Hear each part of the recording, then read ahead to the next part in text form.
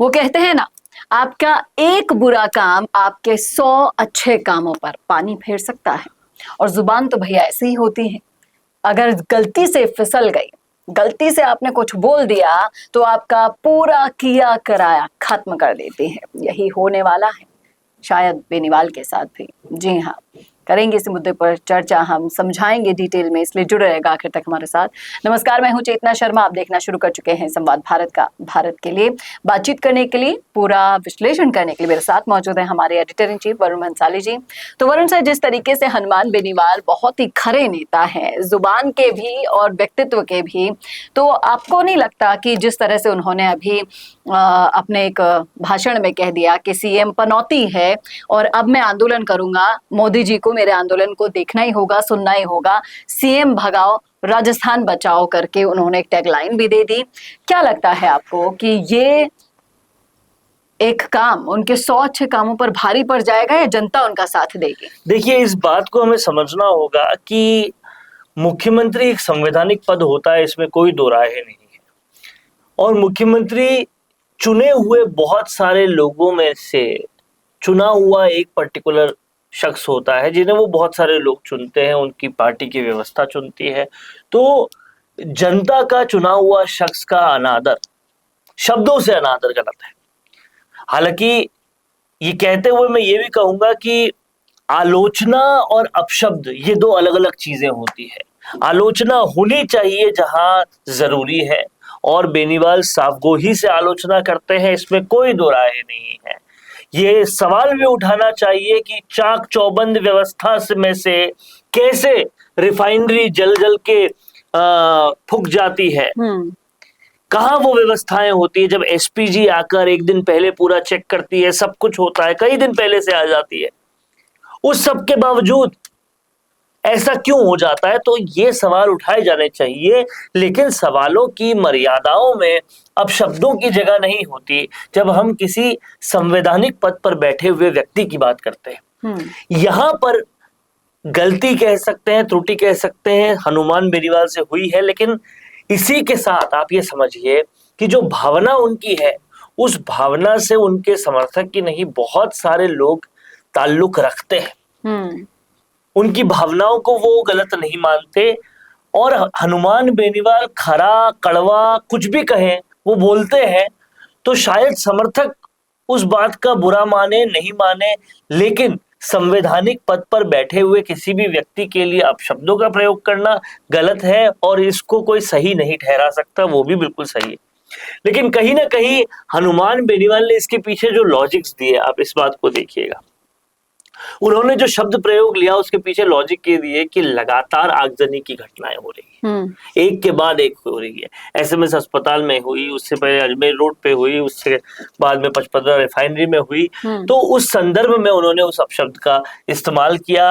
हालांकि इस्तेमाल गलत है, पर कहीं ना कहीं बात में लॉजिक है। लेकिन जिस तरह से वो आंदोलन करना चाह रहे हैं, मैंने आपसे पूछा, फिर से पूछना चाहूंगी कि क्या इस आंदोलन में उनकी जनता साथ देने वाली है? आप इस बात को समझिए, भारत जन आंदोलनों का देश है। जेपी का आंदोलन कहे या अन्ना का आंदोलन कहे, जन आंदोलनों से ही भारत की राजनीति निकलती है, क्रांति निकलती है। जन आंदोलन नहीं होते तो शायद हम आज आजाद भी नहीं होते। वो महात्मा गांधी का जन आंदोलन ही था जिसकी वजह से अंग्रेज भारत छोड़कर गए। नॉन कोऑपरेटिव मूवमेंट, अंग्रेज भारत छोड़ो मूवमेंट, ये अपने आप में बड़े बड़े जन आंदोलन थे। तो अगर जन आंदोलन कर रहे हैं, किसी की आलोचना के तहत कर रहे हैं, आलोचना इंदिरा गांधी की भी हुई थी, कहीं कोई दिक्कत उसमें है नहीं। और जन आंदोलनों में आज की डेट में अगर सियासत में राजस्थान की कोई सक्सेसफुल जन आंदोलन कर पा रहा है तो वो हनुमान बेनीवाल, इसमें कोई दो राय नहीं है।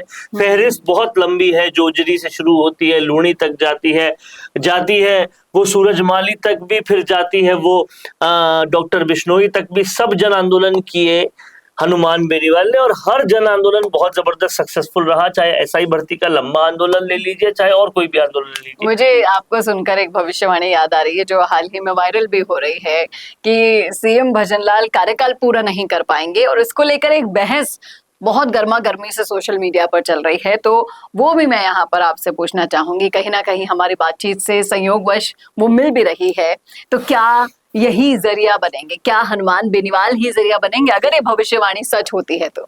देखिए, आप इस बात को समझिएगा कि भाजपा कोई पहली बार नहीं है कि एक कार्यकाल के भीतर उन्होंने मुख्यमंत्री बदला हो।